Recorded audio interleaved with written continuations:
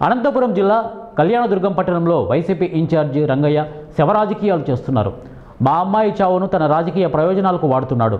మీకు కావాల్సింది అదే అయితే మేమే మీ వైసీపీ కార్యాలయం ముందుకు వచ్చి ఆత్మహత్య చేసుకుంటాం, మా సేవలతో కూడా రాజకీయం చేసుకోండి అంటూ శ్రావణి తల్లిదండ్రులు నాగరాజు, రామాంజనమ్మ వాపోయారు.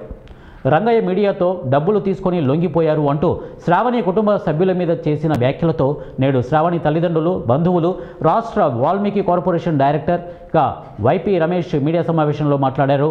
ఈ సందర్భంగా శ్రావణి తండ్రి నాగరాజు మాట్లాడుతూ, నాడు మా కుమార్తె చనిపోయిన రోజు వైసీపీ నాయకులు చాలామంది మమ్మల్ని ప్రలోభ పెట్టేందుకు ప్రయత్నించారు. అయితే మేము వారి మాటలు వినలేదు. ఏకంగా మహిళా నాయకులు, కొంతమంది మహిళా సంఘాల వారిని పంపి టీడీపీ వారి మీద కేసులు పెట్టేందుకు మృతదేహాన్ని రోడ్డుపైన ఉంచి ధర్నా చేద్దామంటూ చెప్పినా మేము పట్టించుకోలేదు. నేడు తిరిగి రంగయ్య వల్ల మా కుటుంబాన్ని చులకనగా చూస్తున్నారని, ఏకంగా డబ్బులు తీసుకొని రాజీ అయ్యామని బ్రోకర్లుగా చూస్తున్నారని, ఇక మా కుటుంబాన్ని మీడియా ముందుకు తీసుకువచ్చి మమ్మల్ని ఇబ్బంది పెడితే మేమే వైసీపీ కార్యాలయం ముందు ఆత్మహత్య చేసుకుంటామని, అప్పుడు మా శవాలతో కూడా రాజకీయం చేసుకోవాలని రంగయ్యపై విరుచుకుపడ్డారు. మా అమ్మాయి ఆత్మహత్య వల్ల అనాథగా మారిన చిన్నారికి భవిష్యత్తు బాగుండాలనే ఉద్దేశంతో చిన్నారి పేరు మీద 2 లక్షల రూపాయలను ఎమ్మెల్యే అనిలినేని సురేంద్రబాబు ఫిక్స్డ్ డిపాజిట్ చేశారని, చిన్నారి చదువు బాధ్యత కూడా తీసుకుంటామని చెప్పారని తెలిపారు.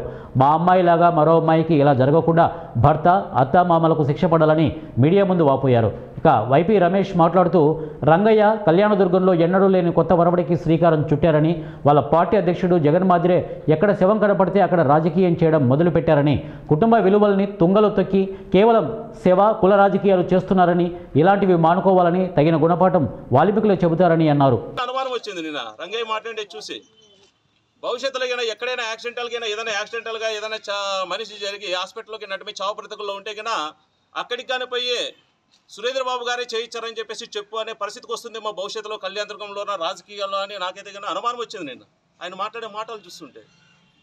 భవిష్యత్తులో ఇది జరిగిన ఆశ్చర్యం ఏం లేదేమో, ఎందుకంటే ఆయన కేవలం శవ రాజకీయాలు చేయడానికే వచ్చారు. రంగయ్య గారు అంటే మాకు కానీ ఒకప్పుడు ఆయన ఎంపీగా ఉంటే ఇక్కడ కళ్యాణదుర్గం రాలేకపోతామంటే ఏమో అనుకున్నాం, కానీ ఇక్కడికి వచ్చిన తర్వాత తెలిసిందే దూరపు కొండలు నునుపోని, దగ్గరకు వచ్చినాక తెలిసింది విశ్వరూపం ఏంటి, అసలు నిజ స్వరూపం అని. ఆ రోజు ఉషశ్రీ చరణ్ మంత్రి అయిన తర్వాత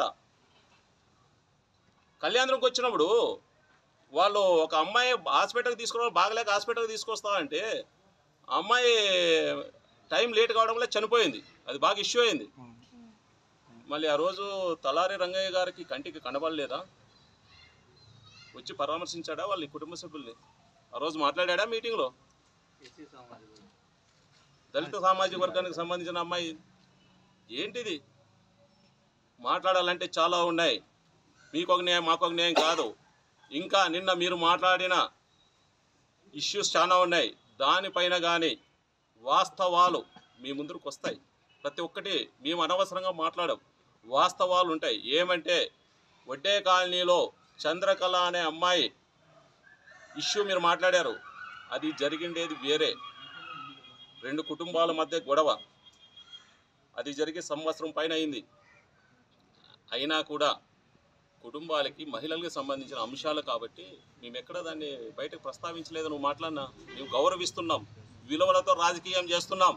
నిజంగా రాజకీయమే చేయాలనుకుంటే వాస్తవంగా అక్కడ ఏం జరిగింది అనేసి ఒక్కసారిగా ఆ కుటుంబాలని, ఆ వార్డులో ఉన్న ప్రజల్ని మీడియా ముందుకు తెస్తే తలదించుకుంటావు రంగయ్య గారు. మీరు జరిగింది కానీ మానవతా దృక్పథంతో ఆ వార్డులో వడ్డే కాలనీలో చంద్రకళకు సంబంధించిన కుల పెద్దలు, వాళ్ళ బంధువులు అందరూ కూర్చొని అమ్మాయి సరే మంచి వచ్చేటి జరిగిపోయింది, ఆవేశంలో చేసుకోేది ఏదో తాగిందని చెప్పేసి వాళ్ళందరూ కలిసి ఆ రోజు 3.5 లక్షల రూపాయలు అమ్మాయికి ఇచ్చారు హాస్పిటల్కి ట్రీట్మెంట్కి.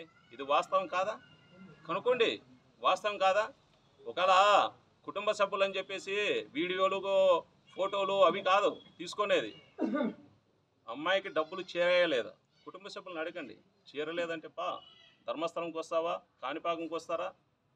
లేదంటే అదే టీ సర్కిల్లోనే మొత్తం ఆ కుటుంబ సభ్యులు వీళ్ళు ఎవరైతే డబ్బులు ఇచ్చారో వీళ్ళు మొత్తం పాల బిందులు పెట్టుకుని వాళ్ళు ప్రమాణం చేయడానికి సిద్ధంగా ఉన్నారు. 3.5 లక్షల రూపాయలు అమ్మాయి హాస్పిటల్కి ట్రీట్మెంట్కి వాళ్ళు సహాయం చేశారు. వాళ్ళ కుల పెద్దలు ఎవరైతే ఉన్నారో వడ్డే కాలనీకి సంబంధించి వాళ్ళందరూ సమస్యలో జరిగింది. అయినా మేము ఎక్కడ బయటకు దాని గురించి మాట్లాడలేదు. ఈరోజు ఇష్యూ కానీ ఎందుకు బయటకు వచ్చింది? నువ్వు ఎవరు ఎన్ఆర్ఐలు తీసుకొని వచ్చి 2,20,000 రూపాయలు ఇచ్చినావు అన్నావు. నువ్వు ఎప్పుడు వచ్చావు? నువ్వు ఇప్పుడు వచ్చావు. నువ్వు సంఘటన జరిగినాక 10-15 రోజుల లోపలే ఆడవాళ్ళు గొడవలు ఆ ఇష్యూ జరిగితే వాళ్ళు కానీ బేల్దార్ పని చేసుకుంటుండే వాళ్ళు అంతా కూలి పని చేసుకునే వాళ్ళే, ఎవరు వాడు ఉన్న డబ్బున్న వాళ్ళు కాదు. అయినా కూడా అప్పో సొప్పో చేసి ప్రాణం నిలబెట్టాలని చెప్పేసి వాళ్ళు 3.5 లక్షల రూపాయలు ఇచ్చారు. నువ్వు వచ్చి 2,20,000 రూపాయలు ఇచ్చి రాజకీయం చేస్తావా? ఇంత నీచమైన బుద్ధి అనేది, ఇంత నీచంగా దిగజారుతాం అనేసి మేమైతే అనుకోలేదు. వాల్మీకి సామాజిక వర్గంలో ఇంత నీచమైన వ్యక్తి ఉన్నాడా అనేసి మేమైతే ఊహించలేదు. వీలైతే సాయం చేయి. కుటుంబాల మధ్య కలహాలు ఉంటాయి,